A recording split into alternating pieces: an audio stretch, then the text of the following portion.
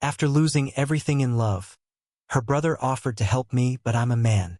You shouldn't fall for straight men, especially not the brother of the woman who broke your heart. That's what they said. And now I'm standing in his penthouse, wearing his clothes, and wondering if tonight's silence means goodbye or something far worse. The first time I saw Luca Avery, I was still stupidly in love with his sister. Her name was Claire. She was the kind of girl people wrote songs about, sweet, wild, a little dangerous.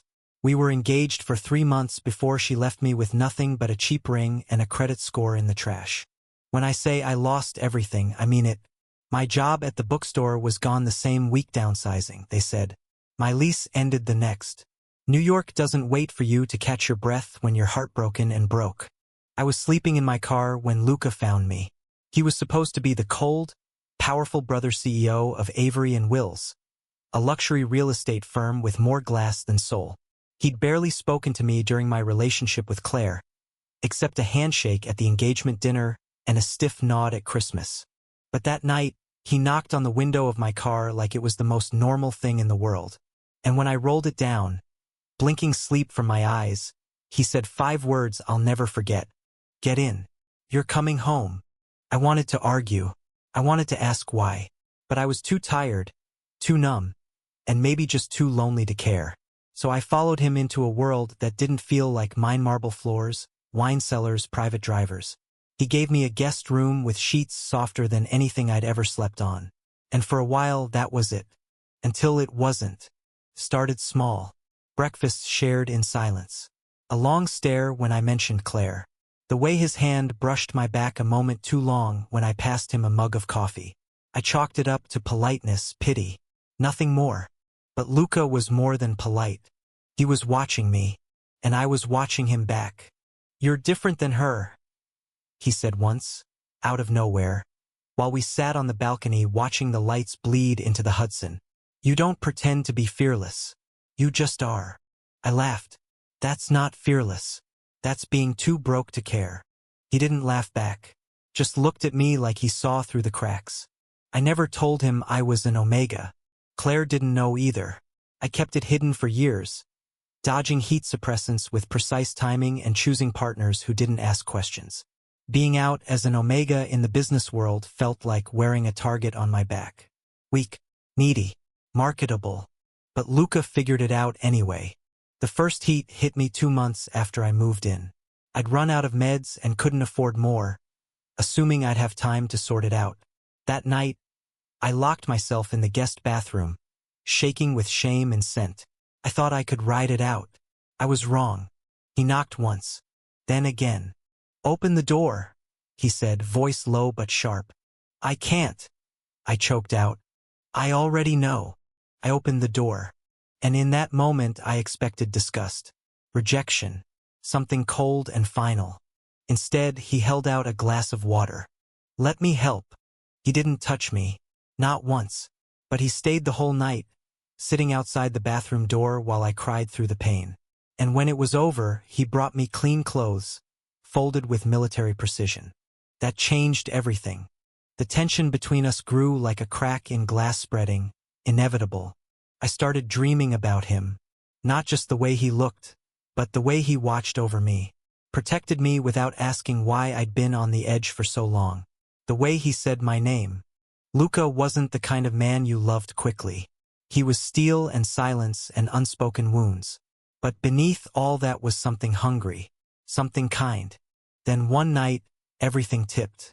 It was storming, the kind of rain that makes the whole city feel haunted. I was sitting on the floor of the library in his penthouse, reading poetry because it made me feel like myself again. Luca walked in quietly, barefoot, holding 2 mugs of something steaming. He sat beside me without a word. We read together for hours. And then, softly, he said, I'm not like her. I know. I don't play games. Then what is this? He looked at me like I was the only thing he couldn't buy. I don't know yet, but I think about you, more than I should. My heart pounded. I'm a man. I noticed. I'm an omega. I noticed that too. Silence. Then he leaned in slow, careful, reverent. Our lips met in a kiss so soft I almost didn't feel it. But I did. And it ruined me. The next weeks blurred. Kisses in the kitchen. Brushed hands under the table. Long looks across rooms crowded with lies. We never talked about what it meant. Maybe because talking would make it real. And real meant danger for his reputation, for mine, for everything. The media would rip us apart. Omega, ex-fiancé of Luca's sister? Tabloid gold. Claire didn't know. Not yet. But secrets rot. And they exploded the day she came back. I walked into the living room to find her on the couch. Legs crossed, wine glass in hand, and a smirk sharp enough to slit throats. "Miss me, darling?" Luca stepped between us before I could speak. "You're not welcome here." "Oh, I'm not here for you," she said sweetly. "I'm here for him." She turned to me. "I've made mistakes," she began, like she was auditioning for sympathy. "But I never stopped loving you." I felt Luca flinch beside me. Claire smiled wider. "Unless you've moved on to someone else?" I froze. And that's when she saw it.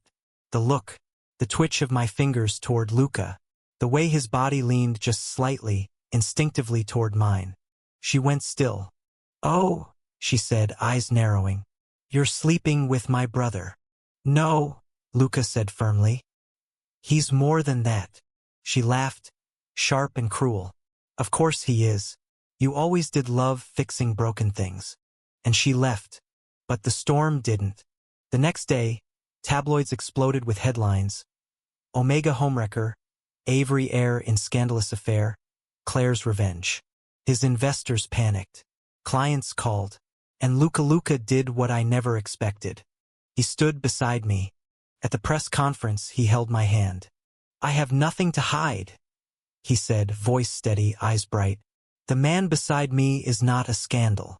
He's the best decision I've made in years." The fallout was brutal. He lost deals. Old friends turned cold. But the silence that followed was warm. Ours. A year later, I stood at the same balcony where we first shared tea and silence. Only this time I wasn't a guest. I lived here now. We both did. Luca came up behind me, arms wrapping around my waist, breath against my neck. "Still think you're broken?" he whispered. "No," I said, turning to face him. "Just rebuilt." He smiled, rare and real. "Marry me." I stared at him. "You serious?" "I don't play games, remember?" I kissed him. Tasted like rain and freedom and everything we'd fought for. And this time, I didn't feel like I was stealing anything. I felt like I belonged. Because love, real love, doesn't care about labels. And sometimes, the best beginnings are the ones that bloom from ruin. Thank you for listening. If you find it interesting, please like and subscribe to follow the next stories.